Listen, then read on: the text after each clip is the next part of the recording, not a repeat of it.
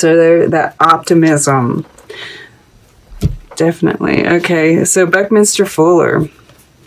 Live to serve to solve, invent the words by which to live your life. Great heights are best seen from your lowest point. And this is all about, everything being connected, right? All is connected. All these little grids intersecting. And, it's the world, the collective, and sitting right above the star here. And what was last time's reading was about how, we're getting ready to move into the age of Aquarius. And, I think that we have the world here and the Queen of Swords here. I think you're definitely taking that to heart. And I think the world is feeling it too, right? All is connected. Right? The collective is really, slowly we're not seeing it so much, right? With this Five of Pentacles and the world, we're not seeing it so much. But I think, that's because those of us who are, on a higher level, so to speak, I don't necessarily like to use that word, but for lack of a better word. All right. So, yeah, once again, all is connected. I mean, this is the absolute, this is the heart of the reading, and it makes a world of sense. I mean, look, we have in this picture, there are 2 threads on this side, right? And 3 on this side. Oh, actually, there are 4. I don't know why I thought there were 3. Interesting. Maybe it's because I just saw that one leaf. At any rate, we had 2 on this, and it's messed up my theory, but maybe it's pointing down below too. Who knows? At any rate, it's all connected, right? All of these little bits, and even these leaves, right? They've fallen off of the tree, yet it's all connected, right? It's going to fall onto the forest floor where it's going to decompose and serve as nourishment, right? All of it connects. And then we have the gardener here, and this is the gardener here, right? Evaluating where we are. And I think, you're very much, just like this says, once again, it's all connected. And I see you, pruning your own garden, right? But you're also evaluating everything, right? It's both, which the star even talks about, this is like on land is like your own garden, and then this is the collective. And what, the watering yourself still goes into the collective, yes? So I'm even seeing the leaves as kind of like stars. And in the Hermit card, in a traditional, this one is actually a flame, but in a traditional Hermit card, there is a star in the lantern. All right, but we're going to go back to the beginning here. Just want to say, this is everything right here. This, and that, deciding what needs to be let go of, right? And kind of just going with the change, because everything is changing. This is even we see autumn leaves here. We're going through autumn, at least in the northern hemisphere. And everything is changing. This Five of Pentacles. And it's we see this Queen of Chalices in the past. And I think it's, you know, you really got into that heart space, and you were looking at everything from a very compassionate point of view, and maybe even feeling things a little bit too much, right? Because we do have you showing up as the Queen of Swords here. A little bit more stoic, right? Kind of removing yourself from it a bit. I mean, the Queen of Swords, all queens, you know, they're very connected to their heart. But this might have been kind of a trying time for you, because we do have it touching this Five of Pentacles here. And I do see you doing your shadow work here, right? And we're, like I said, there are going to be some trials, right, that happen. And so, you know, you might be feeling a little left out in the cold, but, you know, I also see you doing this on a global scale, right? Because we have the world here in your earth element. And once again, this is kind of that, I feel like there's this preparation kind of feel to it, and an integration, right? It's like there's an evaluation that's still happening here. I feel like you're connecting, yet you're pulled back, right? This hermit. It's like you're sensing, you're feeling, but you're also kind of removing yourself, which is smart, right? You know, you're compassionate, yet, and it's so Aquarian, really and truly. You know, and I think that's why there's this, you know, this world card is very muted compared to most world cards, right? There's a little bit of pink here, which shows that compassion. The yellow I see as optimism, but it's very, you know, this is the card of Saturn. And so I feel like you're also very realistic, and, you know, because we are in this kind of in-between space, this in-between worlds, and you're being very realistic about it, very stoic, yes, optimistic, compassionate, but very real, and just kind of taking it all in. This might be Saturn too. That's what I was going to look at that. Let's see real quick. I'm just curious. I've been trying to... no, it's Mercury in Taurus. That's interesting.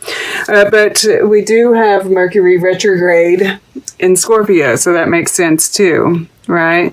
And the fact that Taurus is Earth, right? So that's what you're very much connecting, that Mercury retrograde, which is where, in Scorpio, which is where we're doing that shadow work. And you're doing it on that global, you're very earth-centered in this. You definitely have the needs, you know, and that might be where your personal, like, heart, you know, where your heart is. So this is what your goal is. And this King of Wands, I'm definitely seeing as, you know, connecting with your spirit guides, really, you know,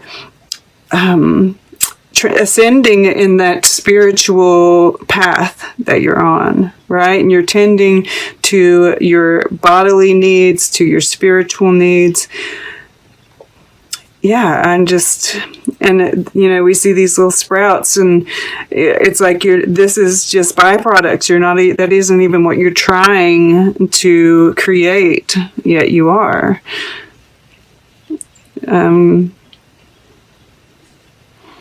These manifestations, right? And there's this joy to it too, right? You're very very connected. You know, this feels very earthy once again, you know, and this is earth too.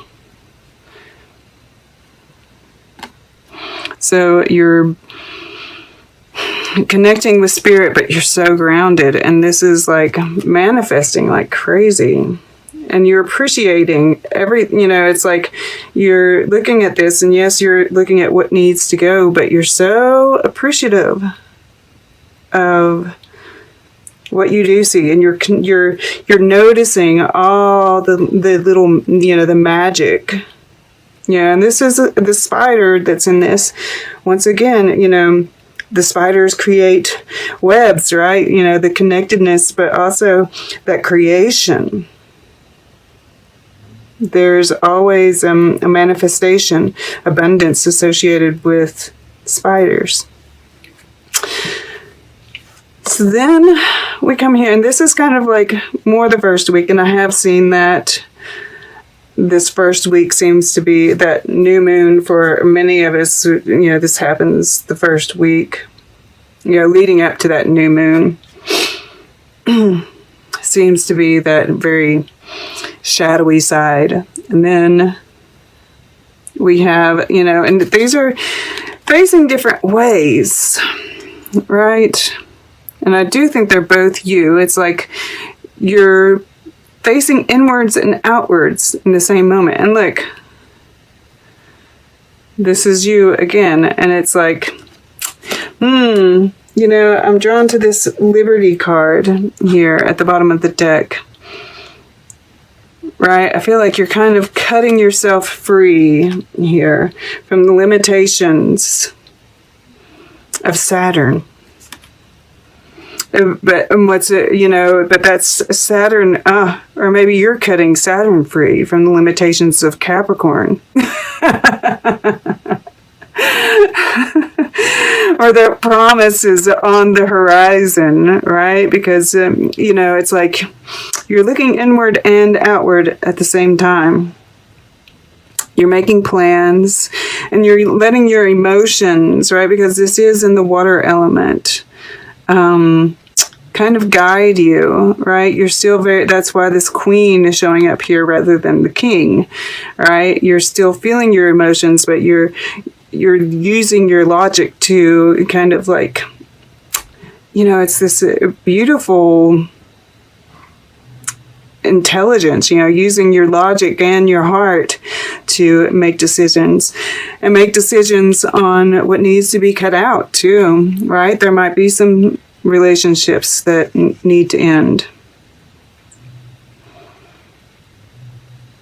But you're totally being guided by this inward light, right? And, you know, this is just this spiritual journey. You know, this is in the fire element, which can be action, but in my readings, they do tend to show up as like this spiritual element. And yeah, I just see you, you know, the inner guide, you know, we see this star in the sky. But this is what you're moving away from that, you know, outward guidance as opposed to inward guidance. And then, you know, the future. And I do feel like this is, you know, wish fulfillment. I do think this is, you know, the age of Aquarius. I do see this as you stepping into your purpose. And shining, right? There's this higher viewpoint that's happening here. And guiding others, you know, it's like you're doing the shadow work, but you know, like all that shadow work is actually, you know, it's like somehow focused on, you know, how you can use that to help others. I just keep on getting this feeling like, you know, this is you know, kind of like offering a helping hand to someone else, you know, this live to serve, serve to solve. And you know, that you're looking at that. You're so looking at that. how you can serve, how you can use your intelligence to solve. Very connected with spirit, right? And this is I am presence once again. All is connected. We are all one. I am you. You are me. Yeah, it's really beautiful. Okay, let's get a piece of art. Then we'll get closing guidance, and then we will take a look at the underlying energies all together to see what they have to say. And they're really beautiful. All right, a piece of art for Aquarius. I'm wanting to get right in here. Okay, to the right. Oh, beautiful. Eve Klein. Just this blue, right? This blue. This blue, this very deep, higher consciousness love, right? And this is like this healing energy that's emanating from you. This kind of greenish color, of course, is the color of the heart chakra, but then that deeper blue is, just this even deeper kind of love, all right? The Queen of Chalices. Yeah. And then, just kind of this, I love this for you guys. There's like this quirkiness, these